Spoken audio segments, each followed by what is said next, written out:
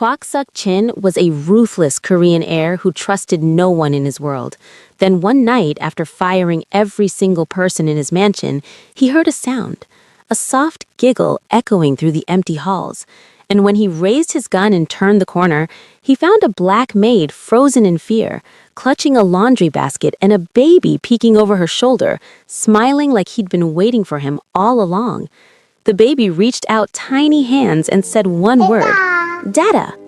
In that moment, everything Suk-chin had built to protect himself crumbled, because somehow this child had appeared exactly when his empire was about to fall.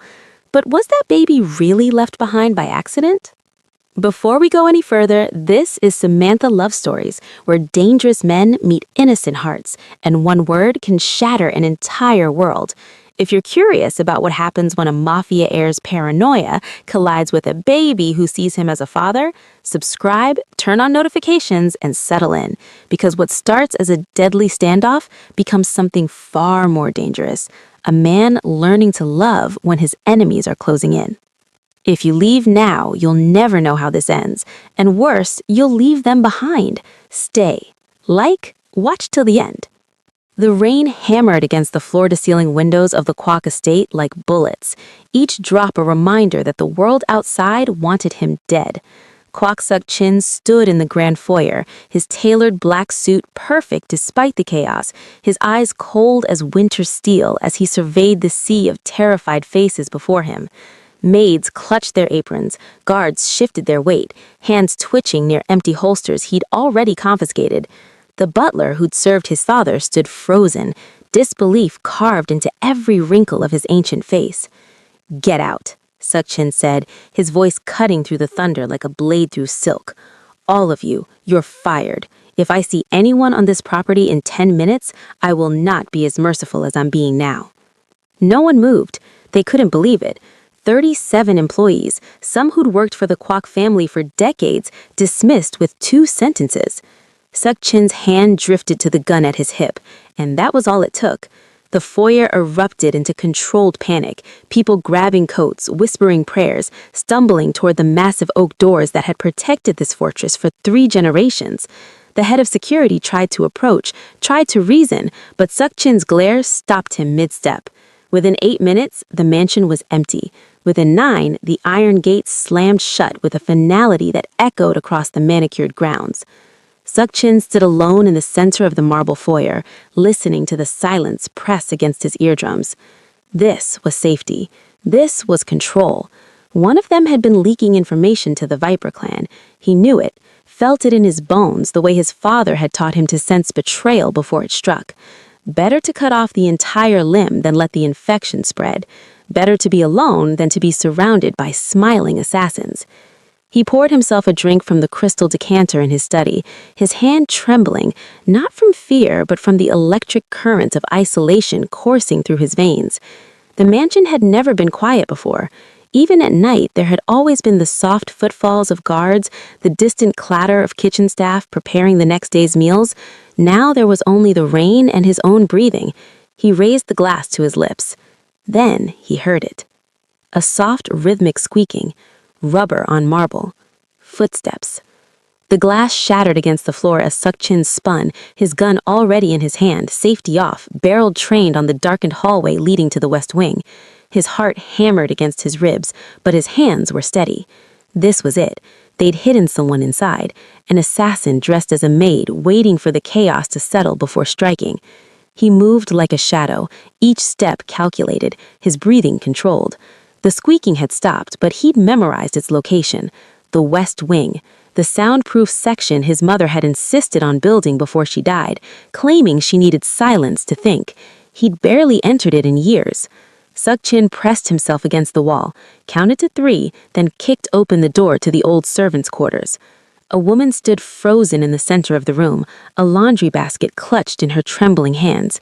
She was young, maybe mid-20s, wearing a simple gray maid's uniform that hung slightly loose on her frame. Her dark skin seemed to glow against the white linen spilling from the basket. But it was her eyes, wide, terrified, doe-like, that made him hesitate for a fraction of a second. Then he saw the baby. A toddler, no more than 18 months, peeked over the woman's shoulder from where he was strapped to her back in a makeshift carrier. The child had a halo of curly hair and impossibly bright eyes that locked onto Sukchin's face with zero fear. While his mother stood paralyzed, the baby smiled, the kind of pure, unfiltered joy that didn't belong in Sukchin's world. The baby reached out tiny hands and said one word, "DaDa." In that moment, everything Sukchin had built to protect himself crumbled, because somehow this child had appeared exactly when his empire was about to fall. But was that baby really left behind by accident? "Sit down," Sukchin ordered, gesturing with the gun toward the small cot in the corner. "Hands where I can see them." Marcia obeyed immediately, sitting on the edge of the cot, placing her hands palm up on her knees. The baby squirmed in the carrier, making frustrated sounds, still trying to reach the man with the cold eyes. Sukchin approached slowly, keeping the gun steady. "Why does he call me that?" "He doesn't know words yet," Marcia said quickly, her voice shaking. "He calls every man DaDa, the mailman, the gardener, He doesn't have a father, sir. He learned the word from other children and now he says it to everyone." Lies were supposed to have tells. Sukchin had been trained since age 7 to spot them, the eye movements, the breathing patterns, the micro-expressions. He stared at Marcia, searching for deception, and found only exhausted honesty and bone-deep fear. "How long have you worked here?" 3 months, sir. I was hired to handle the archive restoration project. Your assistant said the West Wing needed someone detail-oriented. I work alone mostly. I've never been to this part of the mansion before today. I finished early and I was gathering the linens before I left for the night, and then I heard doors slamming and I thought maybe I should wait until whatever was happening was over. Smart, Sukchin thought, or perfectly rehearsed. He circled her slowly, the way a wolf circles wounded prey. The baby's head swiveled to follow him, still smiling, still reaching. "DaDa, DaDa, DaDa," the child chanted like a prayer. "You can't leave," Sukchin said finally. Marcia's breath hitched. "Sir? If you leave, you'll talk. You'll tell people I'm here alone, that I'm vulnerable, that the estate is empty." He stopped directly in front of her, towering, the gun now pointed at the floor but still present, still a threat. "You stay here until I decide what to do with you." "But my son stays with you." Sukchin's jaw clenched. "You stay in this wing. You don't wander, you don't touch anything, you don't use the phones. If you try to leave, I'll know, and I won't hesitate a second time." Tears welled in Marcia's eyes, but she nodded. "Yes, sir." Sukchin turned to leave, holstering his gun, trying to ignore the baby's disappointed whimper as he walked away. He locked the West Wing door from the outside and pocketed the key. It wasn't perfect, but it would contain them until he figured out his next move, until he determined if she was an asset or liability. He returned to his study, poured another drink, and stared at the security monitors showing empty room after empty room. The mansion had never felt larger or more like a tomb. 3 days passed. The silence became oppressive. Sukchin had imagined isolation would bring clarity, but instead it brought decay. Dishes piled in the kitchen because he'd never learned to wash them properly. Dust gathered on surfaces his mother would have killed to see clean. He survived on whiskey and protein bars from the emergency supplies, meals that sat like stones in his stomach. On the 4th morning, he woke to find the main kitchen spotless, fresh rice in the cooker, kimchi jjigae simmering on the stove, its familiar scent pulling him from his room like a ghost from his childhood. He found Marcia at the counter, chopping vegetables with practiced efficiency, the baby secured to her back with a bright yellow blanket, sleeping peacefully. She jumped when she saw him, nearly dropping the knife. "I'm sorry," her default response to his presence. "You weren't eating. I heard you in the kitchen last night and I thought," she gestured helplessly at the food. "I used to cook for my grandmother. I thought maybe you were hungry." Sukchin should have been angry. She'd left the West Wing without permission. She'd accessed his kitchen, potentially poisoned his food. Every instinct screamed danger, but his stomach growled loud enough that they both heard it. He sat at the kitchen island without a word. Marcia served him a bowl with shaking hands, then retreated to the far corner, watching him with those wide, terrified eyes. Sukchin took a bite. The taste hit him like a memory he'd buried, his mother's kitchen, before the syndicate consumed everything, before she'd withered into paranoia and pills. The spice level was perfect. The vegetables were soft but not mushy. It was humble food, peasant food, the kind his father had forbidden once they'd risen in power. It was the best thing he'd eaten in years. He finished the entire bowl in silence, then stood and walked to his study without acknowledging her, but he left the West Wing door unlocked that night. The nightmares came on the 7th day. Sukchin bolted upright in bed, his throat raw from screaming, his shirt soaked through with sweat. The dream was always the same: his brother's face, the gunshot, the blood pooling on marble, just like the marble in this mansion. His father's voice: "This is what trust costs. Remember this." He was 12, his brother was 9. Sukchin pressed his palms against his eyes, trying to force the images back into the vault where he kept them. His hands were shaking. The whole room felt too small, the walls pressing in, suffocating him. Then he heard it, a soft shuffling, the gentle pad of tiny hands and knees on hardwood. He looked up to find the baby crawling through his open doorway, still wearing the yellow onesie, curls wild from sleep. The baby had somehow escaped whatever room Marcia had put him in, had navigated the dark hallways of the mansion, and had found his way here. The baby looked at Sukchin, really looked at him, with those impossibly bright eyes, and instead of fear at the sight of a grown man covered in sweat and shaking, the child smiled. "DaDa sad," the baby said, his vocabulary expanding. Sukchin couldn't move, couldn't breathe. The baby crawled closer, pulled himself up using the edge of the bed, and with the determined clumsiness of a toddler, climbed onto the mattress. He crawled directly into Sukchin's lap, tiny hands patting his chest in the universal gesture of comfort. "No sad. DaDa no sad." Something broke inside Sukchin, something he'd kept frozen for 20 years, cracked open, and before he could stop himself, his arms came up around the small body, holding the child against his chest. The baby was warm and solid and real, smelling like baby powder and innocence. They sat like that in the darkness, the ruthless Heir and the child who didn't know he was supposed to be afraid, while the rain started again outside the windows. Sukchin's breathing slowly returned to normal. The shaking stopped.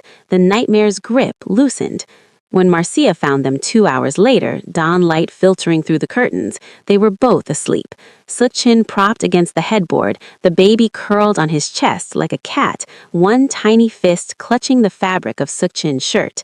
Marcia stood in the doorway, frozen by a different kind of fear, the fear of seeing impossible, the fear of hope. Sukchin's eyes opened slowly, meeting hers across the room. For the first time since she'd met him, his expression wasn't cold, it was confused, lost, almost human. "He found me," Sukchin said quietly, his voice rough from sleep and screaming. It wasn't an accusation, it was a statement of wonder. "He does that," Marcia whispered back. "He can sense when people are hurting. I don't know how, but he always knows." Sukchin looked down at the sleeping child on his chest, at the small fingers still gripping his shirt like an anchor. Something shifted in his face, a wall lowering, a door opening just a crack. "What's his name?" he asked. Marcia hesitated, then answered. "I call him Jihun. It means wisdom. I thought he deserved a name that meant something."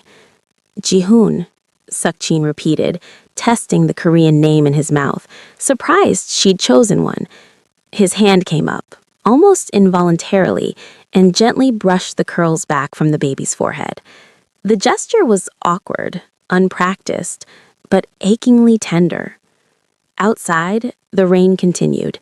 Inside the Kwok mansion, something shifted in the darkness. The ruthless Heir who trusted no one began, for the first time in his life, to consider that maybe loneliness wasn't the same as safety. And in the West Wing, Marcia allowed herself the smallest, most dangerous feeling she'd felt since arriving at this cursed estate: hope. Suk-Chin waited until Marcia had taken Ji-hoon back to the West Wing before he opened his laptop. The investigation was methodical, clinical, the same process he used to vet business partners before deciding whether to work with them or eliminate them. He started with the employment records his former assistant had kept, then moved deeper. Marcia Han, 26 years old, Nigerian immigrant, arrived in South Korea 4 years ago on a student visa that had expired 2 years back. No criminal record, no connections to any known organizations, criminal or otherwise. She'd worked 6 different jobs in 3 years, cleaning offices, washing dishes, translating documents for a nonprofit that helped other immigrants navigate the system. Every job had ended the same way. She'd quit without notice, no forwarding information. Running, Suk-Chin thought. But from what? He dug deeper, bypassing legal channels, accessing databases that didn't officially exist. Immigration records showed she'd applied for asylum 3 times, denied 3 times. The applications mentioned domestic violence, threats from Ji-hoon's biological father, fear of deportation leading to worse danger. Suk-Chin found a police report from 2 years ago. Marcia had filed a restraining order against a man named Emmanuel Okafor. The report detailed broken ribs, a fractured wrist, hospitalizations she couldn't afford. The restraining order was granted. Emmanuel had violated it twice before disappearing from official records 8 months ago. She hadn't been running from the law. She'd been running from a monster. Suk-Chin found photographs attached to her asylum applications, required documentation of abuse. He looked at them once, his jaw tightening, then closed the file. He'd seen enough violence in his life to recognize its signatures. The bruises on her arms in those photos were shaped like fingerprints. The split lip was from a backhand, not a fall. She'd survived that and still had the strength to smile at her son, to cook for a stranger holding her hostage, to comfort a man who'd pointed a gun at her face. Resilience, Suk-Chin thought, didn't come from privilege. It came from having everything stripped away and still choosing to stand. He closed the laptop and sat in the darkness of his study, thinking about weakness and strength, about the lies his father had taught him. For the first time, he wondered if the old man had been wrong about more than just trust. The days began to blur together in ways Suk-Chin had never experienced. Time in his world had always been measured by deals and deaths, by territory gained and enemies eliminated. But now it moved in smaller increments. Ji-hoon's nap schedules, mealtimes, the quiet hours after the baby went to sleep when Marcia would clean while Suk-Chin pretended to work in his study. He started leaving his door open. On the 9th day, Ji-hoon toddled into the study, carrying a stuffed rabbit that's seen better days. The child stood beside Suk-Chin's chair, patting his leg insistently until the man looked down. "DaDa, play!" Ji-hoon demanded. Suk-Chin stared at the toy, then at the expectant face looking up at him. "I don't know how to play." "Play!" Ji-hoon insisted, shoving the rabbit into Suk-Chin's hand. Marcia appeared in the doorway, breathless. "I'm sorry, sir. He got away from me." "It's fine." The words surprised them both. Suk-Chin looked at the rabbit in his hand, then awkwardly made it hop across his desk. Ji-hoon shrieked with laughter, clapping his hands. Something unfamiliar tugged at the corner of Suk-Chin's mouth. It took him a moment to recognize it as the beginning of a smile. Over the following days, Marcia began teaching him things his father would have called beneath him: how to hold a baby without looking like he was diffusing a bomb, how to warm a bottle to the right temperature, the precise technique for changing a diaper, which Suk-Chin approached with the same focused intensity he brought to dismantling enemy operations. "You're doing it wrong," Marcia said on her 3rd attempt, trying not to laugh as Ji-hoon kicked happily on the changing table. "The tabs go in the front, not the back." "The instructions are unclear," Suk-Chin muttered, but he started over. When he finally managed a diaper that stayed on, Jihoon clapped and said, "DaDa, do it!" Seokjin felt an absurd rush of pride. That night, he caught his reflection in the bathroom mirror and barely recognized himself. His hair was disheveled from Jihoon pulling it. There was what looked like pureed carrot on his collar, and he was smiling. Actually smiling, the expression soft and unguarded. He looked happy. The realization should have terrified him. Instead, it felt like exhaling after holding his breath for 20 years. On the 14th day, Marcia made jollof rice for dinner, singing softly to Jihoon in Yoruba as she cooked. Seokjin sat at the kitchen island, supposedly reviewing contracts on his tablet, but actually watching them. The baby danced in his high chair, bouncing to his mother's melody. The kitchen smelled like tomatoes and thyme, and something else Seokjin couldn't name, something warm and alive. My grandmother taught me this song. She said it was for calling joy back when sorrow tried to take over. "Does it work?" Seokjin asked. Marcia looked at Jihoon, then at Seokjin, her expression soft. "Sometimes, when you have something worth singing for." The moment hung between them, delicate and strange, until Jihoon threw a piece of banana across the room and shattered it with his laughter. The security alert came on the 16th day. Seokjin was in the nursery. He'd stopped thinking of it as the West Wing room and started thinking of it as Jihoon's space, helping the baby stack blocks when his phone buzzed. The estate's outer gate sensors had been triggered. Someone had entered the security code. Only 3 people in the world had that code. One was dead, one was Seokjin, the third was his advisor, Kim Jae-sung. "Stay here," Seokjin told Marcia, his voice shifting back to the cold command of the man who'd fired 37 people without hesitation. "Lock the door, don't come out until I tell you." He was halfway down the stairs when he heard the front door open. Jae-sung stood in the foyer, shaking rain from his expensive coat, his smile practiced and perfect. "Seokjin-si," Jae-sung called out. "I've been calling for days. I was worried." "I said I wanted to be alone." Seokjin's hand drifted toward his gun, then stopped. This was Jae-sung, his father's most trusted advisor, the man who'd taught him half of what he knew about the syndicate's operations. "Alone isn't safe," Jae-sung said, walking further into the foyer, his eyes scanning the empty mansion. "The Vipers are moving. There's been chatter. You need your security team back. You need—" A wail tut through the air. Jihoon's cry, high-pitched and terrified, coming from upstairs. Jae-sung's expression flickered, just for a microsecond, but Seokjin caught it. Surprise, not at the sound itself, but at being caught off guard. He'd known someone was here. The sensors must have told him. "You have a baby?" Jae-sung's smile widened, but it didn't reach his eyes. "Seokjin-si, you continue to surprise me."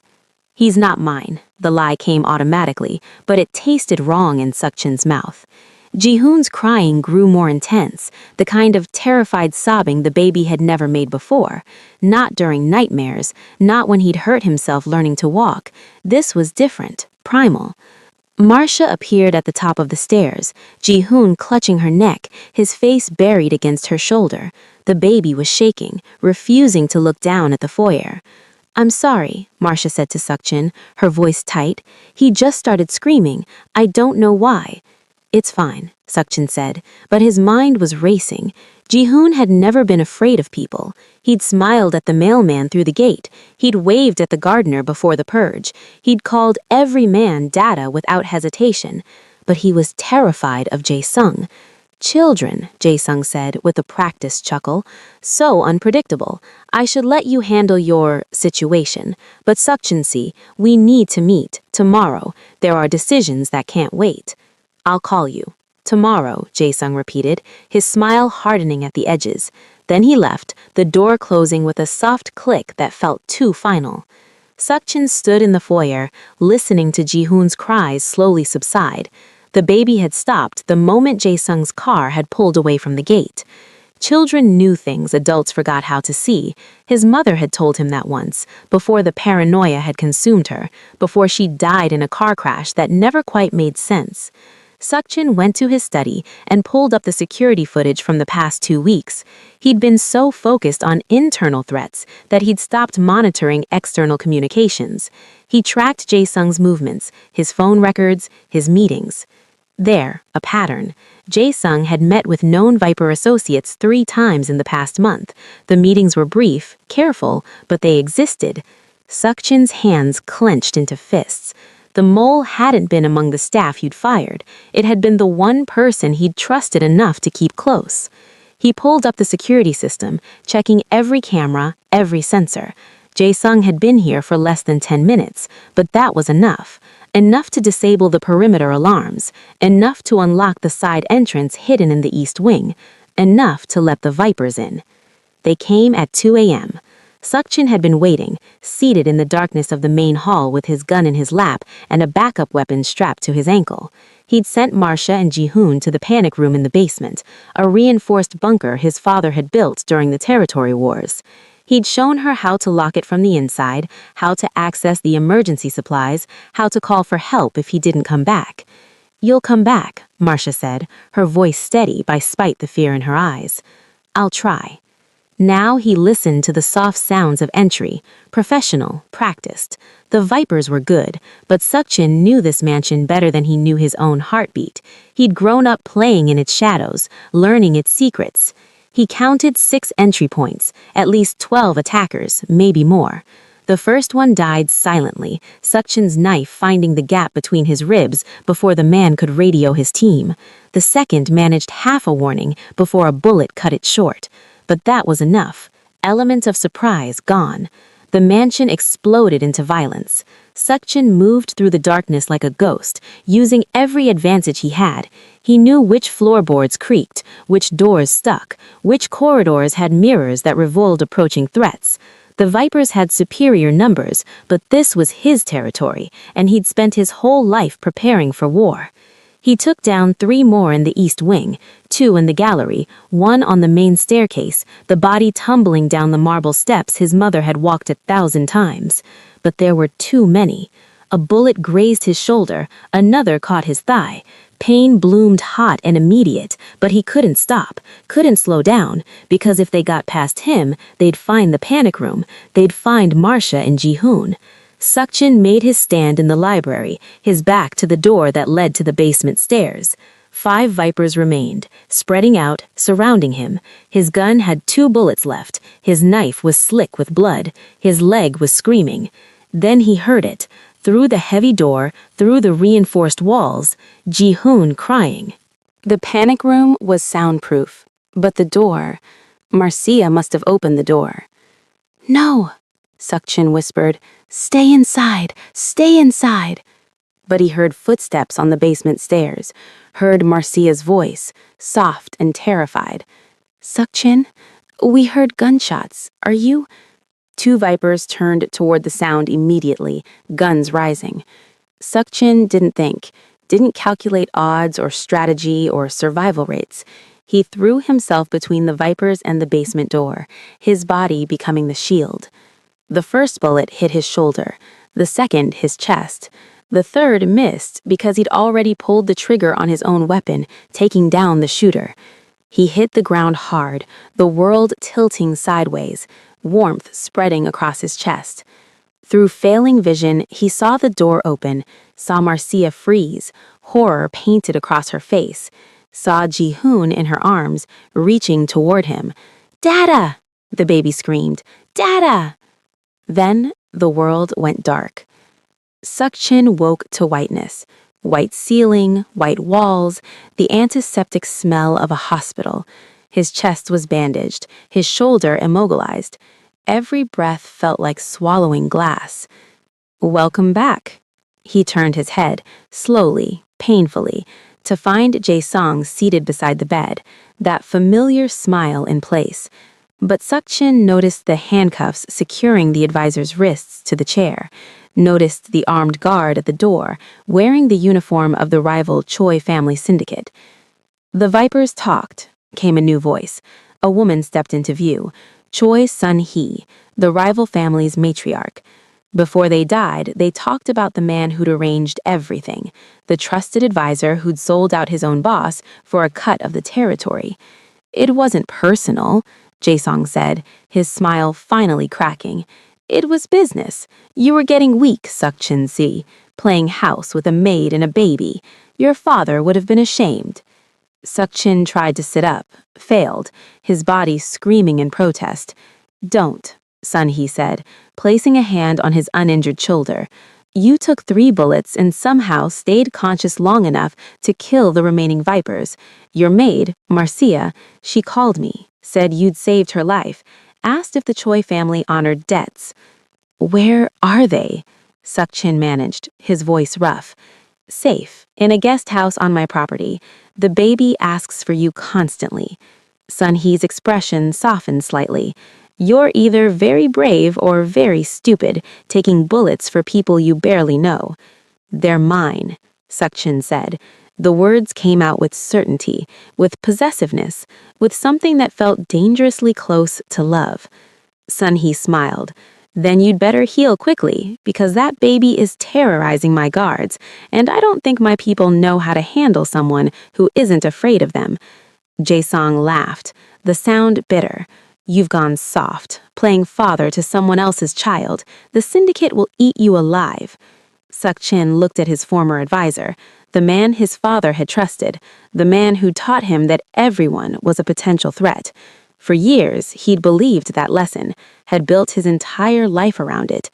But then a baby called him DaDa, and everything changed. Take him away, Suk-chin said to Sun-hee.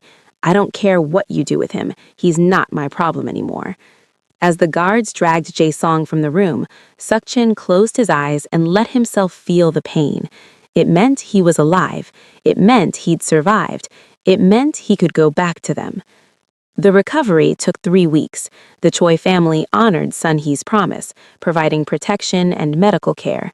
Suk-chin learned that Marcia had fought off the last viper herself with a fireplace poker when the man had tried to breach the panic room, protecting Ji-hoon with a ferocity that rivaled any syndicate enforcer. When he was finally cleared to leave, Sun-hee walked him to the car herself. Your mansion is secure, she said. I've had it swept and repaired. Consider it a gift. The Choi family doesn't forget when someone bleeds to protect their own. They're not Choi family. No, they're yours, which makes them untouchable. She handed him a folder. Marcia's asylum application. I've expedited it through channels that don't officially exist. She'll have her papers within a month. The baby, too. Suk-chin looked at the folder, then at Sun-hee. Why? Because the syndicates need to evolve or die. Your father's generation ruled through fear alone, but fear makes people desperate. It makes them betray you for the promise of something better. She glanced toward the guest house, where Marcia and Ji-hoon waited. What you have with them, that's loyalty that can't be bought or beaten into someone. That's the foundation of a real empire. The car ride back to the mansion felt longer than it was. When Suk-chin finally walked through the doors, moving slowly, his chest still healing, he found the foyer spotless. The bullet holes had been repaired, the blood scrubbed away. It looked like nothing had ever happened. DaDa! The shriek came from the top of the stairs. Ji-hoon broke free from Marcia's hand and ran, actually ran, his legs finally steady enough, down the steps. Suk-chin barely had time to brace himself before the toddler crashed into his legs, tiny arms wrapping around his knees. Careful, Marcia called out, rushing down after his son. He's still healing. But Suk-chin was already kneeling, ignoring the protest from his wounds, pulling Ji-hoon into his arms. The baby patted his face, checking for injuries with surprising gentleness. DaDa hurt? Ji-hoon asked, his expression serious. DaDa's okay, Suk-chin said, his voice rough with emotions he'd never learned to name. DaDa's okay now. Marcia stopped a few feet away, her hands twisting together, her eyes uncertain. Sir, we should go. Sun-hee said you'd need time to recover, and we don't want to be in the way. Stay. The word came out harder than he intended. He tried again, softer. Please stay. We can't keep living here as your prisoners, Marcia said quietly. I'm grateful, more grateful than I can ever express, but Ji-hoon needs stability. I know what he needs. Suk-chin stood slowly, Ji-hoon still in his arms. He needs a home, a family, people who won't leave him. He crossed the distance between them, and Marcia's breath caught when he stopped directly in front of her. I'm not asking you to stay as my maid, Suk-chin said. I'm not asking you to stay as my hostage. I'm asking you to stay as part of this, of whatever this is. He gestured around the mansion, but they both knew he meant something bigger, something neither of them had words for yet. Marcia's eyes filled with tears. You don't know us, not really. We're strangers who ended up in your life by accident. You called Sun-hee. You saved my life. Suk-chin's free hand came up, hesitated, then gently touched her cheek. You could have run, could have left me bleeding while you escaped with Ji-hoon, but you didn't. You took bullets for us, Marcia whispered. What kind of person would I be if I'd run? A smart one, a safe one. Suk-chin's thumb brushed away a tear that had escaped down her cheek. But you chose to stay. So I'm asking you to keep choosing, keep staying. Help me figure out how to be the person this baby thinks I am. Ji-hoon, sensing the importance of the moment, put one small hand on Suk-chin's face and one on Marcia's, pulling them closer together. Family, Ji-hoon declared. DaDa, Mama, Ji-hoon, family. Marcia laughed through her tears, the sound breaking the tension. He's been practicing that word all week. Smart kid, Suk-chin said, allowing himself a smile. The expression came easier now, natural. So what do you say? Will you stay? Not as servants or hostages, but as family. Marcia looked at him, really looked at him, at the man who'd held a gun to her face and then taken bullets for her son, at the ruthless heir who'd learned to change diapers and sing lullabies, at the empire of one who'd chosen love over loneliness. Yes, she whispered, we'll stay. And in the empty mansion that had once been a tomb, that had housed a man too paranoid to trust anyone, something new began to grow. Not a syndicate built on fear, not an empire ruled by violence, but a family, strange and broken and stitched together by chance and choice and the words of a baby who'd seen a monster and called him DaDa. Outside, the rain had stopped. Inside, Kwok Suk-chin, ruthless heir, mafia prince, man who'd fired everyone to face his enemies alone, discovered that the strongest fortress wasn't built from walls and weapons. It was built from the people you chose to protect, the people who chose to stay. But you didn't leave. You stayed.